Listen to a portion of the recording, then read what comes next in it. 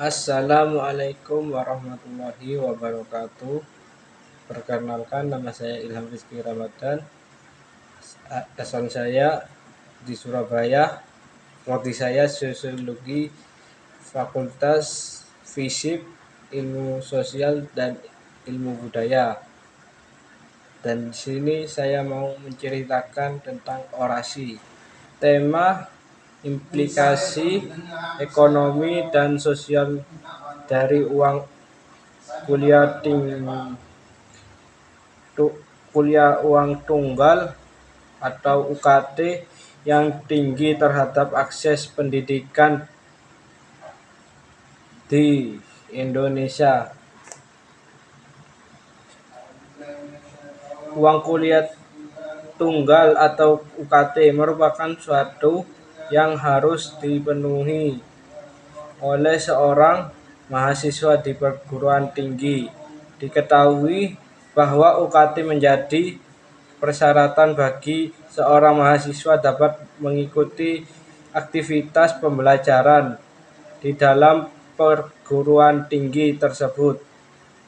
Dengan membayar UKT, maka seorang mahasiswa diberikan daftar kelas mata uang kuliah yang dapat diinput ke dalam kartu rencana studi (KRS) sesuai dengan sistem Universitas Trunojoyo Madura. Setelah mendengarkan berbagai apresiasi dari stakeholder seperti mahasiswa, keluarga, dan masyarakat mengenai peningkatan yang terjadi di PTN kita. Dan memang saya melihat beberapa angkanya dan terlihat buat saya pun cukup mencemaskan. Jadi saya sangat mengerti akan kondisi tersebut. Untuk itu kemarin kami bertemu dengan beberapa rektor. Dengan demikian Permendikbud Ristek telah mengambil keputusan untuk membatalkan kenaikan UKT di tahun ini PTN, dan akan merevaluasi semua peningkatan UKT dari kenaikan UKT pada perguruan tinggi negeri hanya bersifat ditangguhkan untuk diselenggarakan pada tahun ini. Dari hal itu, besar kemungkinan kenaikan UKT akan terjadi pada tahun 2004 atau 2005. Tentu dari adanya kenaikan UKT ini dapat mengakibatkan beberapa hal yang akan terjadi pada kondisi pendidikan perguruan tinggi generasi muda di Indonesia itu sendiri. Akankah kenaikan UKT dapat menghambat terciptanya Indonesia Emas 2045?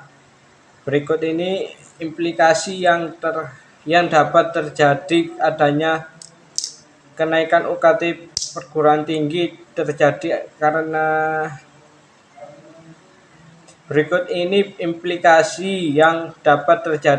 adanya kenaikan UKT perguruan tinggi. 1. Jumlah lulusan sarjana pertama S1 di Indonesia akan semakin merosot. Kemerosotan jumlah lulusan sarjana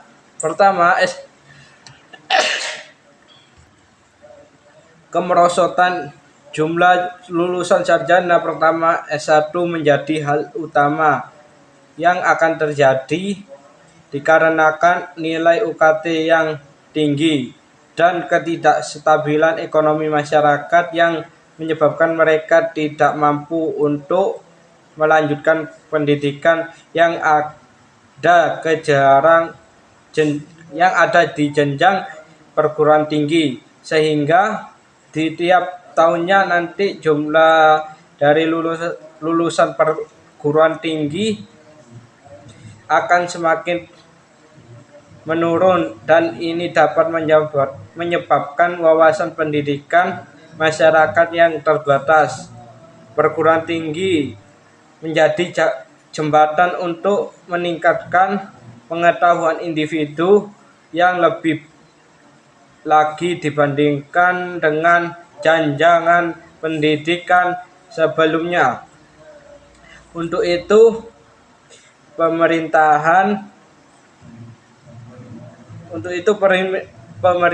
perlu menyikapi dampak dari kenaikan UKT dapat permasalahan ini. Negara maju adalah negara yang didukung dengan masyarakat yang berkualitas, terutama pada pendidikannya. 2. Meningkatkannya tingkat perguruan di Indonesia. Yang dipungkiri saat ini banyak sekali lowongan pekerjaan yang dibuka dengan persyaratan minimal pendidikan S1. Dengan adanya dampak sebelumnya, maka masyarakat dengan tingkat pendidikan di bawah akan sulit untuk mendapatkan pekerjaan yang berkualitas. Sekian, terima kasih. Terima kasih